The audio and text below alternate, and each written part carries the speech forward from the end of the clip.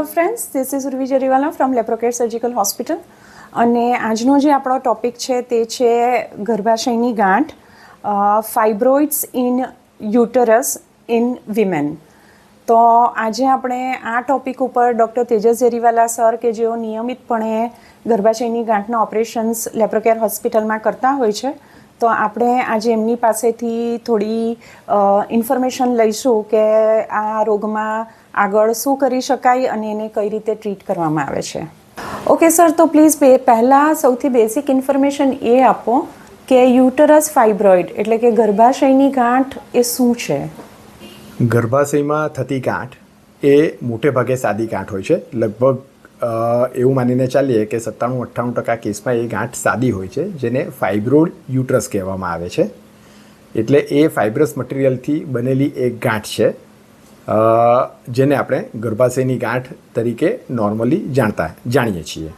Okay, હવે હું એ પૂછવા માંગીશ કે એના કારણો કયા છે, એટલે ગર્ભાશયની ગાંઠ થવાના કારણો કયા છે? કારણ કે જે લેડીઝ અહીંયા ઓપરેશન કરાવવા માટે આવે છે એ લેડીઝ મને પૂછતી હોય છે કે મેડમ આ શેને કારણે થઈ શકે. તો આ એક લોકોને કે ભાઈ મને જ શું કામ થયું છે, તો એ તમે જણાવી શકશો કે શેને કારણે આ થતું હોય છે? ગર્ભાશયની ગાંઠ અથવા તો ફાઇબ્રોઇડ યુટરસ એ એક એવી બીમારી છે કે જેનું એઝ સચ કોઈ સ્પષ્ટપણે કારણ કહી શકાય એવું નથી. એ કંઈ ખોરાકની પદ્ધતિથી કે બીજા કોઈ કારણે થતું હોય એવું જાણવામાં આવ્યું નથી.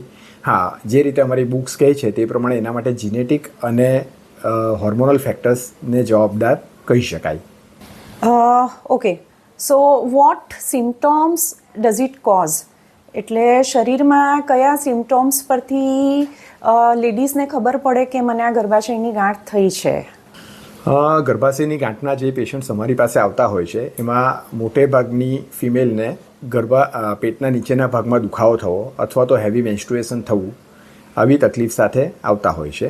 હા, જો ગર્ભાશયની ગાંઠ ઘણી મોટી થઈ જાય તો ઘણીવાર પેટ પર પણ ખબર પડે છે, ઘણીવાર પેશાબની ફ્રિકવન્સી વધારે છે, ઘણીવાર કબજિયાતની તકલીફ કરે છે, અને અમુક ફિમેલની અંદર એ ઇનફર્ટિલિટી એટલે કે બાળક નહીં થવાનું કારણ પણ બનતું હોય છે. હવે મારે એ જાણવું છે કે કેન ઇટ કોઝ કેન્સર? એટલે ગર્ભાશયની ગાંઠ છે અને પછીથી કદાચ એ કેન્સરમાં ફેરવાઈ શકે એવી કોઈ શક્યતાઓ હોય છે ખરી? આમ તો આ ગાંઠો હાર્મલેસ હોય છે. લગભગ એવું કહી શકાય કે ફક્ત 1% કેસની અંદર જ કોઈક વાર એવું થાય કે એ કેન્સરસ ડેવલપમેન્ટ એની અંદર થઈ શકે, અથવા તો ઘણીવાર એવું થાય કે એની અંદર કેન્સર છે કે નહીં તે એ ગાંઠ નીકળે અને એની બાયોપ્સી નહીં થાય ત્યાં સુધી ખબર પડતી નથી. અને કોઈ કેસની અંદર એ ફાઇબ્રોઇડની જગ્યાએ ફાઇબ્રોસાર્કોમા પણ હોઈ શકે છે, but it is in very rare cases. તમે એનું ડાયગ્નોસિસ કઈ રીતે કરો છો? તમને કઈ રીતે ખબર પડે છે કે આ પેશન્ટને ગર્ભાશયની ગાંઠ છે? ગર્ભાશયની ગાંઠને ડાયગ્નોસ કરવા માટે આમ બહુ વધારે હાઈફાઈ ઇન્વેસ્ટિગેશનની જરૂર હોતી નથી. ફક્ત સોનોગ્રાફીના રિપોર્ટથી જ આપણે ગર્ભાશયની ગાંઠ વિશે, એની સાઇઝ વિશે, એના લોકેશન વિશે માહિતી મેળવી શકીએ છીએ. એક વખત વુમનને ખબર પડી કે હા મને ગર્ભાશયની ગાંઠ છે, હવે એની ટ્રીટમેન્ટ માટે કયા કયા ઓપ્શન્સ અવેલેબલ છે આપણી પાસે? ગર્ભાશયની ગાંઠ ની ટ્રીટમેન્ટ ઓપ્શન્સ આપણે ગણીએ તો એમાં આપણે વાઇડલી બે રીતે કરી શકીએ, એક મેડિકલ ટ્રીટમેન્ટ અને સર્જિકલ ટ્રીટમેન્ટ. મેડિકલ ટ્રીટમેન્ટની અંદર હોર્મોનલ ટ્રીટમેન્ટ અવેલેબલ છે. નાની ગાંઠ માટે આપણે ટ્રીટમેન્ટ કરી શકીએ, અને ફક્ત અને ફક્ત એનો ડિસએડવાન્ટેજ એક જ છે કે એની અંદર લાંબો સમય સુધી ટ્રીટમેન્ટ કરવી પડે છે, અને ઘણા પેશન્ટને ટ્રીટમેન્ટ કર્યા પછી પણ જો આરામ નહીં થાય તો પછી સર્જિકલ ટ્રીટમેન્ટ પર જવું પડે છે. અને બીજી જે ટ્રીટમેન્ટ છે દેટ ઇઝ સર્જિકલ ટ્રીટમેન્ટ, કે surgical removal of fibroid or surgical removal of uterus, એટલે ફાઇબ્રોઇડની ગાંઠ કાઢવાનું ઓપરેશન અથવા તો પછી ગર્ભાશય કાઢવાનું ઓપરેશન. આમ તો આ જે ફાઇબ્રોઇડ કાઢવાના ઓપરેશન અને ગર્ભાશય કાઢવાના ઓપરેશન વર્ષોથી ટાંકાવાળી પદ્ધતિ થતા જ હતા, પરંતુ હવે ઘણા વર્ષોથી અમે લોકો એને લેપ્રોસ્કોપિક અથવા તો દૂરબીનની પદ્ધતિથી ઓપરેશન કરતા હોઈએ છીએ. અને ખાસ કરીને જે લેડીઝ યંગ હોય, જેને બાળકો નહીં થયા હોય, ફેમિલી કમ્પ્લીટ નહીં થયું હોય, તો એવા પેશન્ટ્સની અંદર જો ફાઇબ્રોઇડની ગાંઠ મોટી થઈ હોય તો અમે ફક્ત ગાંઠ કાઢવાની સલાહ આપીએ છીએ. પણ જો ફેમિલી કમ્પ્લીટ થઈ ગયું હોય ઉંમર 40થી વધારે હોય તો એવા કેસીસની અંદર અમે સર્જરીની એડવાઇસ આપીએ છીએ અને એની અંદર મોટેભાગના કેસની અંદર અમે લેપ્રોસ્કોપિક સર્જરીથી જ ઓપરેશન કરતા હોઈએ છીએ. હા, અમુક કેસીસ કે જેમાં ગાંઠ બહુ મોટી હોય, અમે જોઈએ છે કે લગભગ 25, 30, 35 સેન્ટીમીટરની ગાંઠ હોય, આખા પેટની અંદર ફેલાયેલી ગાંઠ હોય, તો એવા કેસની અંદર ફરજિયાતપણે અમારે સાદું ઓપરેશન એટલે કે ઓપન સર્જરી કરવી પડે છે. આ ક્વેશ્ચન પણ થોડો ટ્રિકી છે કે કારણ કે હું પોતે જ સાંભળું છું કે જે લેડીઝ ઓપરેશન કરાવવા આવે છે એ લેડીઝ કે એની મમ્મી કે સાસુ મને કહેતા હોય છે કે અમે તો આટલા વખત સુધી આ કોઈ પડીકા લીધા કે કોઈ ફાકી કે કોઈ બીજી કોઈ ઓલ્ટરનેટિવ ટ્રીટમેન્ટ લીધી અને એક 2 વર્ષ સુધી દવા લીધી પણ કશો ફરક નહીં પડ્યો. તો હવે મારે તમને આ ક્વેશ્ચન પૂછવો છે કે આવી કોઈ પણ પ્રકારની ઓલ્ટરનેટિવ ટ્રીટમેન્ટથી ફાયદો થાય છે ખરો આ રોગમાં? આમ જે રીતે આપણે આગળ વાત કરી તે પ્રમાણે કે ફાઇબ્રોઇડ માટે હોર્મોનલ ટ્રીટમેન્ટ્સ અવેલેબલ છે. હોમિયોપેથિક આયુર્વેદિક દવાઓ વિશે હું એ વ્યક્તિ નથી કે જેના વિશે હું વ્યવસ્થિત માહિતી આપી શકું. એના માટે આપણે કોઈ હોમિયોપેથિક કે આયુર્વેદિક ડૉક્ટરની જ સલાહ લેવી પડે. પણ હા, અમારી પ્રેક્ટિસમાં મેં જોઈએ છે કે ઘણા પેશન્ટ્સ આવી દવાઓ વર્ષ સુધી પણ લે છે, છતાં પણ એનાથી ખાસ કરીને બહુ મોટો ફરક પડતો હોતો નથી. ઓકે, હવે ગર્ભાશયની ગાંઠના ઓપરેશનનું તો આપણે ડિટેલમાં ડિસ્કશન કર્યું કે હા, એ લેપ્રોસ્કોપીથી પણ કરવું શક્ય છે અને બહુ જ આરામથી લેપ્રોસ્કોપીથી ગર્ભાશયની ગાંઠનું ઓપરેશન થાય છે. પણ હવે માનો કે કેન્સરની ગાંઠ છે, તો કેન્સરની ગાંઠનું ઓપરેશન પણ લેપ્રોસ્કોપિક પદ્ધતિથી કરવું શક્ય છે? હા, આ તો આપણે વાત કરીએ છીએ ગર્ભાશયની સાદી ગાંઠની, પણ ગર્ભાશયની અંદર કેન્સર અથવા તો ગર્ભાશયની અંદર કેન્સરની ગાંઠ પણ થતી હોય છે. અને હા, એ પણ સાચું છે કે અત્યારે એના પણ મોટેભાગના ઓપરેશન એ દૂરબીનથી શક્ય છે.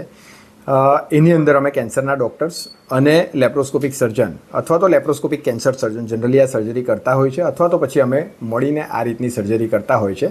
અને ગમે તેટલી મોટી કેન્સરની સર્જરી પણ જો લેપ્રોસ્કોપીથી થઈ હોય તો દર્દી બીજે દિવસે તરત જ રિકવર થઈ જાય છે અને લગભગ અઠવાડિયા 10 દિવસમાં પોતાનું કામ કરતો થઈ જાય છે. નાઉ ધ ક્વેશ્ચન કમ્સ ઇઝ કે મેનોપોઝમાં આ જે ફાઇબ્રોઇડ છે, ગર્ભાશયની ગાંઠ છે, તે શ્રિંક થાય છે એટલે કે નાની થાય છે. તો આ વાત કેટલી સાચી છે? હા, મેનોપોઝની અંદર હોર્મોન્સ ફિમેલની બોડીની અંદરથી ઓછા થઈ જાય છે, જતા રહે છે. એને કારણે આ હોર્મોન ડિપેન્ડન્ટ ટ્યુમર્સ છે, એટલે હોર્મોન ઓછા થવાને કારણે ઘણીવાર આ ગાંઠો શ્રિંક થઈ જતી હોય છે, નાની થતી હોય છે. એટલે એવા પેશન્ટ્સને અમે સલાહ આપીએ છીએ કે ભાઈ થોડા મહિને સોનોગ્રાફી કરાવી અને અમને બતાવે કે જેથી અમે એને જોઈ શકીએ કે શ્રિંક થાય છે કે નથી થતું. જો એ જાતે શ્રિંક થતું હોય અને પેશન્ટને તકલીફ નહીં કરતું હોય તો એવા પેશન્ટને અમે જસ્ટ બાંહેધરી આપીએ છીએ કે બીજું કંઈ કરવાની જરૂર નથી. હા, જો કોઈ પેશન્ટને એ શ્રિંક નહીં થતા હોય અથવા તો સિમ્પટમ્સ ક્રિએટ કરતા હોય, તકલીફ કરતા હોય, તો એમાં અમે સર્જરીની સલાહ આપીએ છીએ.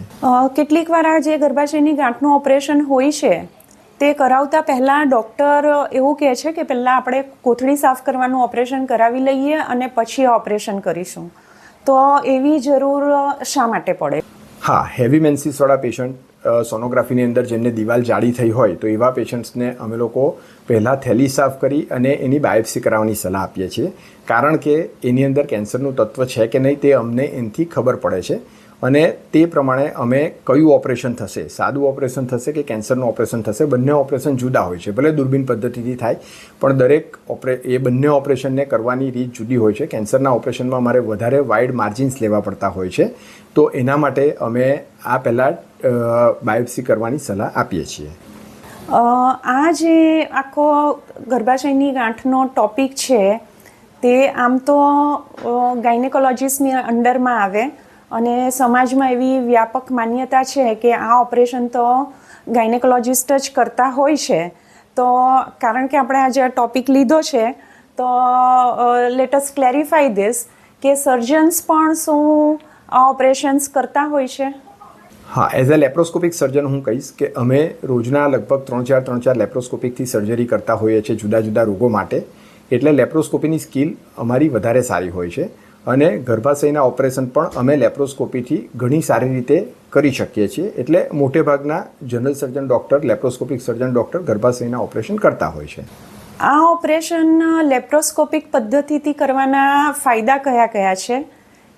આ એટલા માટે હું પૂછી રહી છું સર, કારણ કે વર્ષો પહેલાં જ્યારે મારી મમ્મીએ, હું નાની હતી અને મારી મમ્મીએ ઓપરેશન કરાવેલું તો મને યાદ છે કે લગભગ 1.5-2 મહિના સુધી તમારે આરામ કરવો પડે, ટાંકામાં ખૂબ દુખાવો થાય.